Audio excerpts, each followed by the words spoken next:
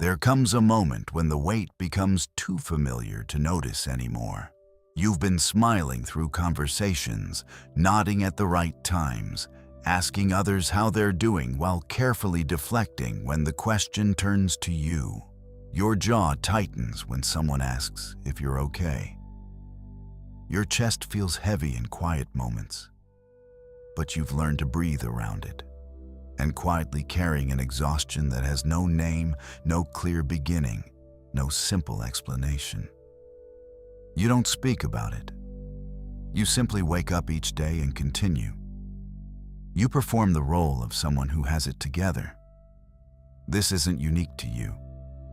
Many people live this way, not because they are weak or damaged or incapable of joy, but because they learned early that being strong meant being silent, that needing help was a burden to others, that showing pain would make people uncomfortable, or worse, make them leave.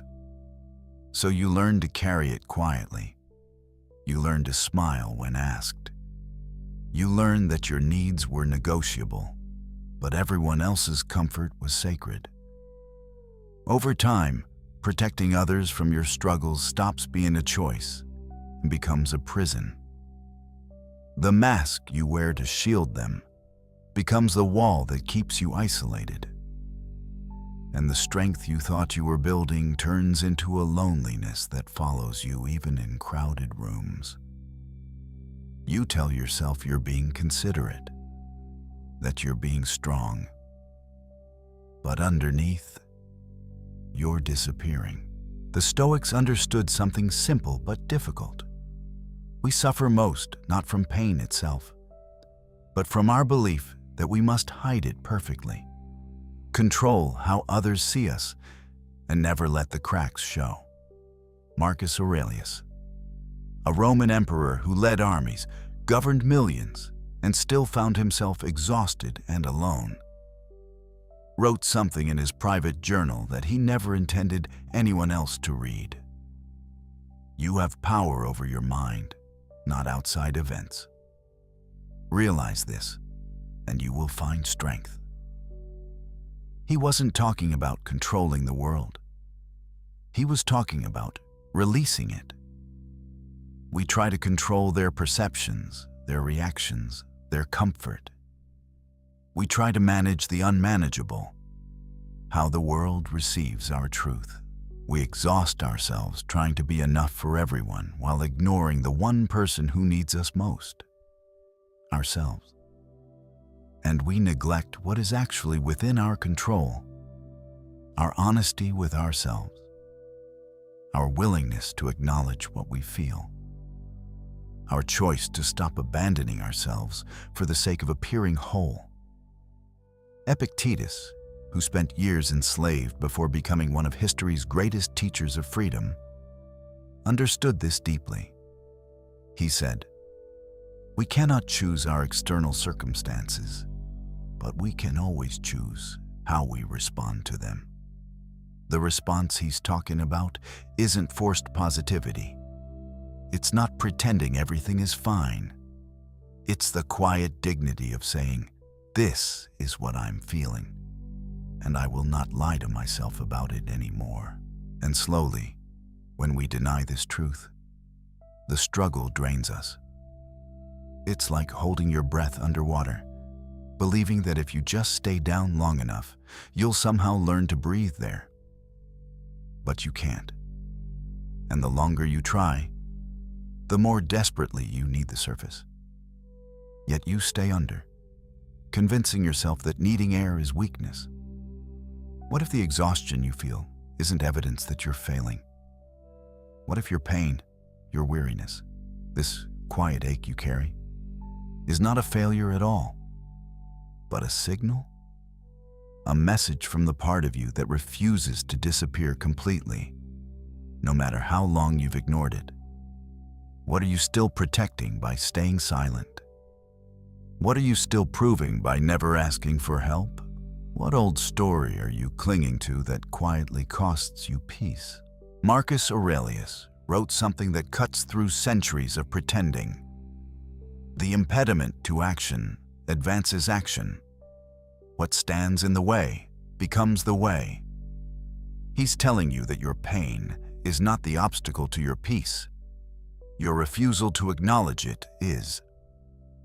The very thing you're avoiding is the door you need to walk through. Maybe you're afraid that speaking the truth will confirm what you fear most. That you're too much. That you'll burden the people you love. That if they really saw the weight you carry, they'd turn away. But here's what's actually happening. You're turning away from yourself first. You're doing to yourself exactly what you fear others will do. You're deciding in advance that your pain isn't worth acknowledging.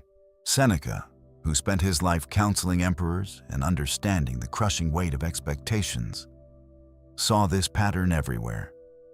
He wrote, "We suffer more often in imagination than in reality." The rejection you fear? You're already living it. You've rejected yourself so thoroughly that no one else needs to. And in trying to protect everyone else from your struggle, you've left yourself completely alone with it. You don't need to carry this alone anymore. You're allowed to say, "I'm not okay." You're allowed to stop pretending that everything is fine when it isn't. You're allowed to need support, to feel tired, to admit that you've been barely holding on. You're allowed to sit with what you feel without immediately trying to fix it, explain it away, or apologize for it. Strength is not always endurance. It's not always the ability to keep going without breaking. Sometimes strength is the quiet courage to say, "I can't do this by myself anymore." Sometimes it's letting someone see you as you actually are, not as you think you need to be. Nothing is wrong with you. You are not broken for feeling this way. You are learning that you were never meant to be invincible.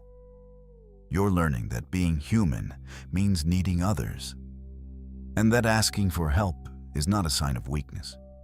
It's a recognition of truth. Tonight, if you do nothing else, you might try this. Place your hand over your heart and say to yourself, quietly, "I am tired." And that is true. No fixing, no solving, just acknowledgement. Just the simple dignity of not lying to yourself anymore. That small act, that moment of honesty, is where freedom begins. Peace doesn't come from controlling how others see you. It doesn't come from perfecting the performance or finally getting strong enough to need no one. It comes from releasing the belief that your pain disqualifies you from love, from connection, from belonging. When you release the need to hide, when you stop treating your own suffering as something shameful, you make space for something you've been missing. The relief of being known. The quiet freedom of no longer pretending. The peace that comes from letting yourself be human. You don't have to carry this alone. You never did. And the moment you stop trying to be invincible is the moment you discover what real strength actually feels like.